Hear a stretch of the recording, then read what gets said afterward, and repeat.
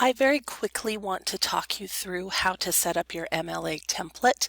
The reason you use a template like this, either an MLA or APA or whatever format your teacher requests, is because that way we can focus on the content rather than trying to figure out whose paper is this, what font is this that I can't read. So that's why I'm going to require you to use MLA, because that is the required format for English. I'm already in my Google Drive, so I'm going to click New Document, and when it opens up, the first thing I'm going to do is, instead of having it untitled, is change it to MLA Template. This way, anytime you need to type a paper for my class, you already have the template set up. All you'll have to do is File, make a copy, and then you can change the name.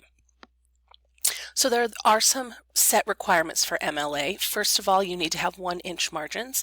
Happily, Google Docs is already set at 1 inch as the default. Word is not always, so you might want to check to make sure that those margins are correct.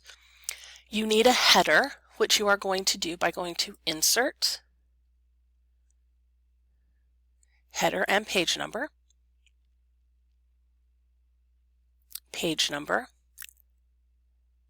and then you are going to select the first option, which puts the page number in the upper right-hand corner.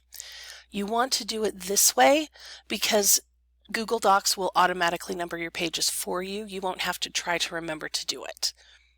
So Insert, Header and Page Number, and then that first option. And you will see now at the top of your page you have a lovely page number. MLA also requires that your last name be in your header.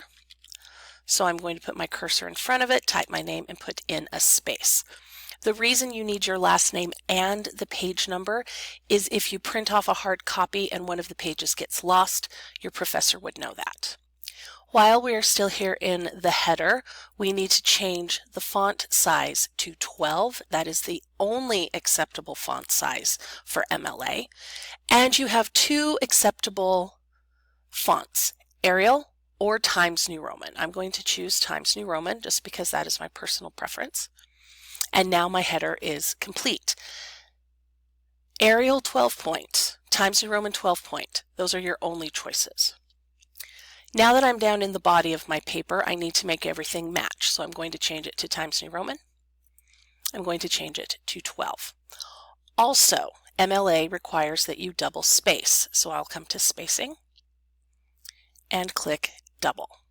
And now Google will do it for me. I don't have to worry about double spacing. The template is already set up. The heading is only going to go on one page of your paper, right on the front. The first line is your name. The second line is your professor's name, or your teacher's name in this case. The third line is the class. And you also want to put the period you're in. Again, if you're printing off a hard copy and you have a teacher who teaches multiple classes of AP Lang like I do, I need to know exactly which period you should be in. The final thing is the date, and MLA uses European style dating, which means the day, the month, the year. This is the only acceptable format. No abbreviations, no commas, just date, month, year. The next is the title. I'm just going to put in a placeholder title. Title goes here. I'm going to center the title, and that is all I am going to do. In fact, I'm going to add to my title. Do not bold, underline, make bigger, etc. I know it's the title because it is centered. That is all that you need to do. One final thing, when you start a new paragraph, please use the Tab key to indent. Do not put 5 spaces, do not do anything weird, just use the Tab key. And do not put an extra return after paragraphs.